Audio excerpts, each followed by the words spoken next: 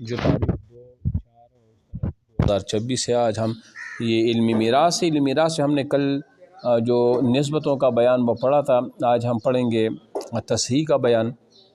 تصحیح کیا ہوتا ہے؟ تصحیح کا بیان ہے تو تصحیح کسے کہا جاتا ہے؟ یہ کچھ اصطلاحات انہوں نے بیان کی ہیں۔ یہ تصحیح پر آپ دیکھیں، سہم کی جمع ہے بمعنی حصہ، اور اصطلاح فرائض میں سہم اس حصے کو کہتے ہیں جو ہر وارث کو اصل مسئلہ یا تصحیح مسئلہ سے وہ ملتا ہے۔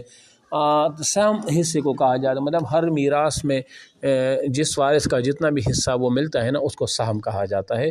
ہم اس کو عام پشتو اردو میں ہم اس کو حصہ بھی وہ کہتے ہیں، ٹھیک ہے نا۔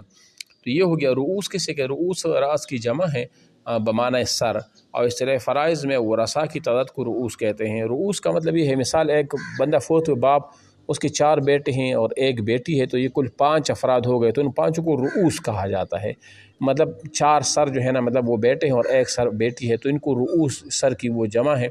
رؤوس ان افراد کو کہا جاتا ہے جن افراد کو میراث میں حصہ ملتا ہے، ان افراد کو رؤوس کہا جاتا ہے اصطلاحی میراث میں، ٹھیک ہے۔ یہ کچھ اصطلاحات ہیں نا، آپ کو سمجھ آنی چاہیے۔ ہم انشاءاللہ اس کو ان مسائل کو پھر حل بھی کریں گے۔ یہ تو اصطلاحات ابھی میں آپ کو بتاتا ہوں، یہ جب ختم ہو جائے تو پھر انشاءاللہ ہم اس کو پریکٹیکل طور پر حل بھی کریں گے، ٹھیک ہے نا۔ تو یہ سہام کا معنی بھی ہم نے جان لیا اور رؤوس کا معنی وہ بھی ہم نے وہ جان لیا۔ طائفہ کیسے کہتے ہیں؟ طائفہ اصل میں ایک گروہ کو کہا جاتا ہے، ایک جماعت کو کہا جاتا ہے۔ یہ بھی جب ہم میراث کا مسئلہ حل کریں گے تو وہاں پر آپ کو طائفہ کا ایک اصطلاح استعمال کرنا ہوگا، تو آپ کو پہلے سے معلوم ہونا چاہیے کہ طائفہ کیا ہوتا ہے۔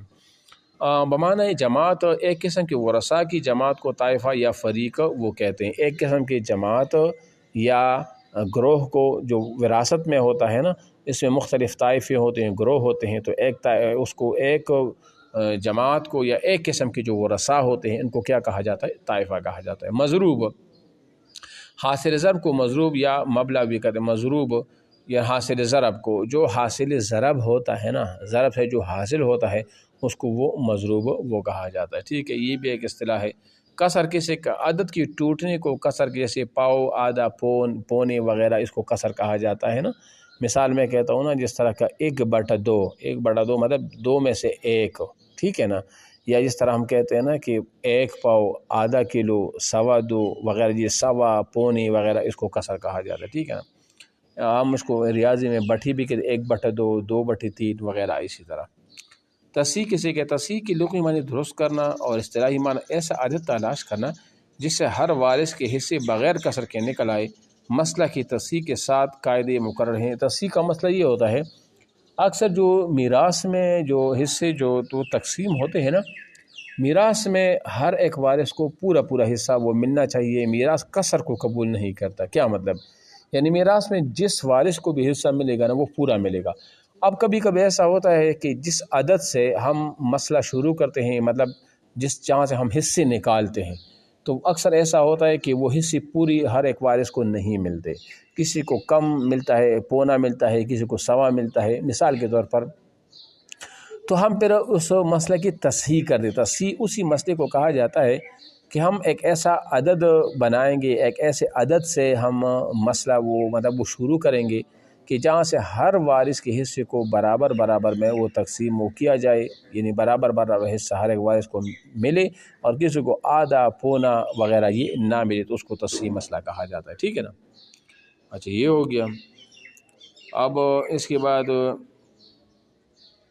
ہاں جی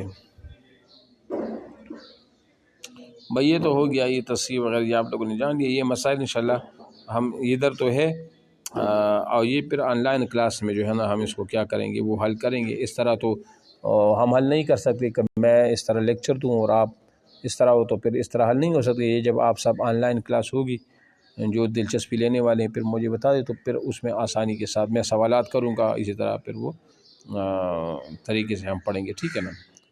اچھا جی،